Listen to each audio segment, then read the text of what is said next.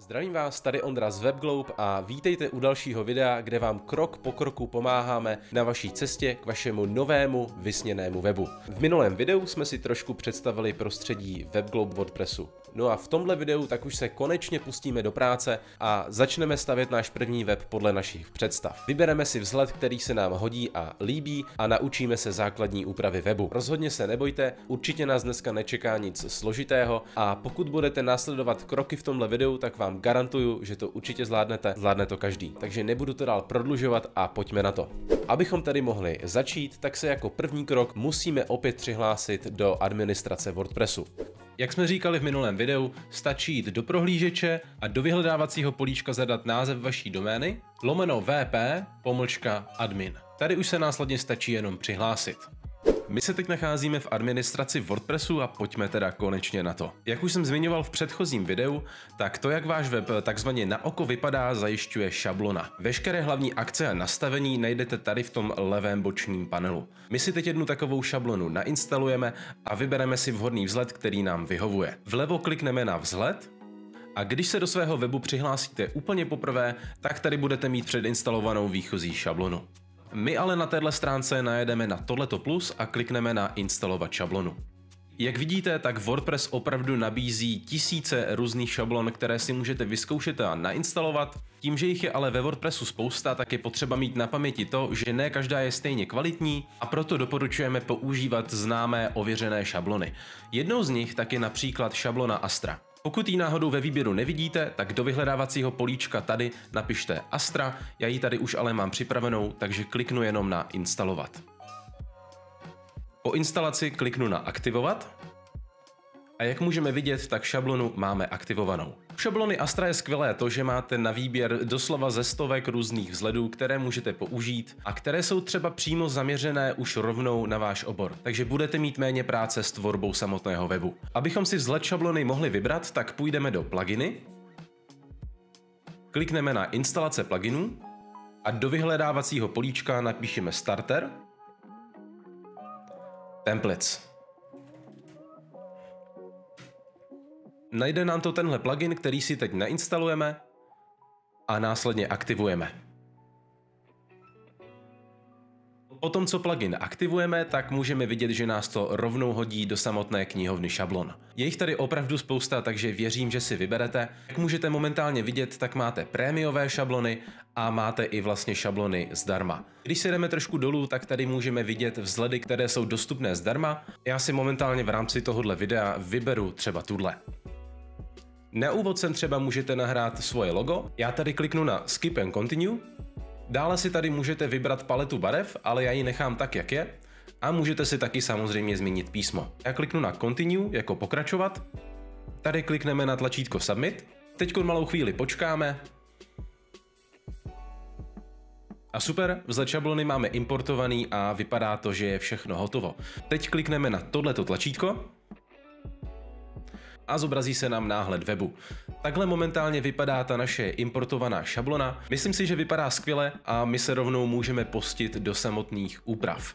Než se do nich ale pustíme, tak vám chci říct pár důležitých věcí. Mějte na paměti, že to, jaké má šablona fotky ze začátku, je v podstatě úplně jedno, protože ty si všechny můžete jednoduše vyměnit. Takže pokud třeba nejste v oboru stavebnictví stejně jako je to tady u téhle šablony, tak jak říkám, všechny ten obsah lze jednoduše změnit a tu šablonu můžete přesně přizpůsobit podle vašich potřeb. My se teď ještě vrátíme na chvíli do prostředí administrace a uděláte to tak, že v levém horním rohu tady v té liště kliknete na název svého webu.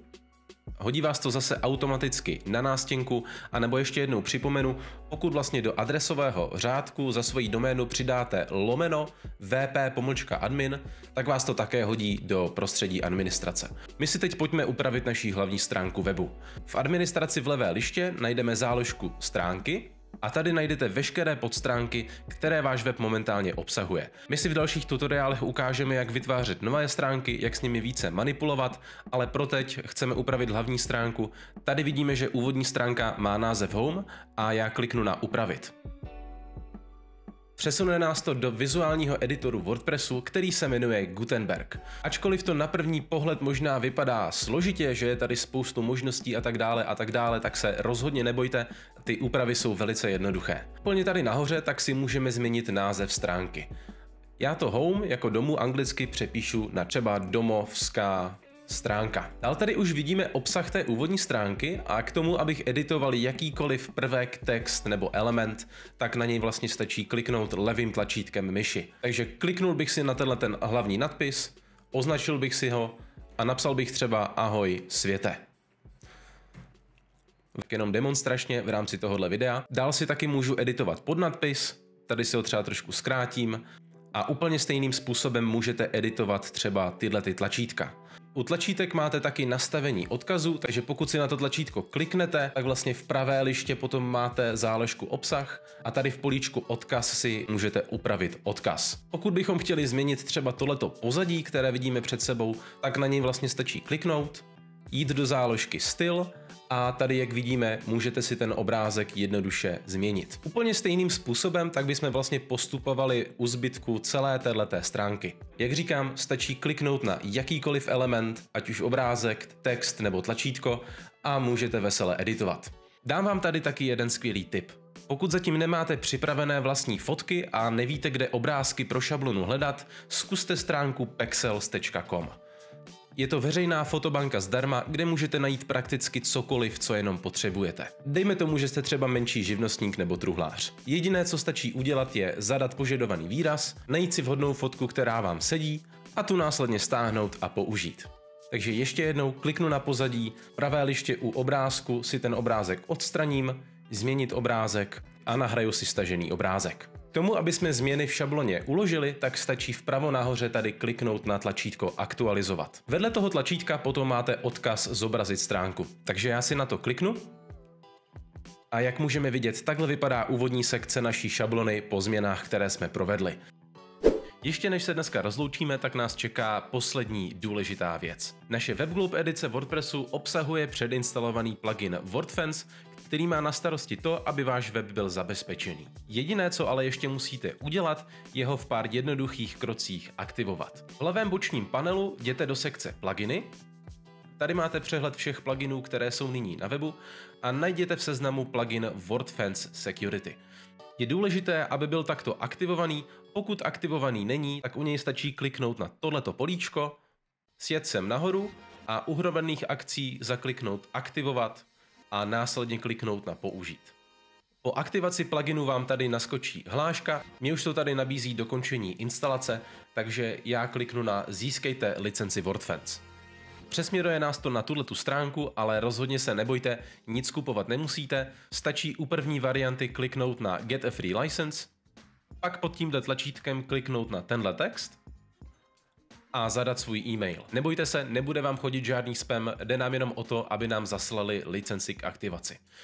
Tady klikneme na Yes a zaškrtneme tohle políčko. Následně stačí chvilku počkat na e-mail.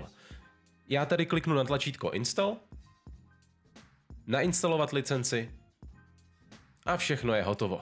Ještě vám to tady zobrazí jednu hlášku ohledně automatických aktualizací. Já je doporučuji u tohohle pluginu zapnout, takže ano, povolit automatické aktualizace a váš první web je na světě. Super, pokud jste to zvládli až do tohohle bodu, tak skvělá práce. Během několika minut tak jste si zvládli vytvořit svůj první web, který nejenže skvěle vypadá, ale který si jednoduše dokážete vyladit přesně podle svých představ. No a teď si jen představte, co všechno za chvíli budete schopni dokázat postavit s větší špetkou času a praxe. Bude to stylový moderní e-shop třeba pro vaši novou značku, a nebo moderní web, který prodává a prezentuje vaše služby. Představivosti se meze nekladou. Tak jo, tohle by k tomuhle dílu bylo všechno. Já jsem moc rád, že jste sledovali až sem. Určitě taky nezapomeňte mrknout na naší nápovědu na www.webglobe.cz/nápověda, kde zároveň najdete spoustu dalších užitečných návodů, materiálů, tipů, ale hlavně pro vás taky připravujeme exkluzivní kurz tvorby webu přes WordPress a Elementor, takže určitě taky kontrolujte maily, ať vám nic neunikne. A já vám přeju, ať máte prima den a vidíme se v dalším díle.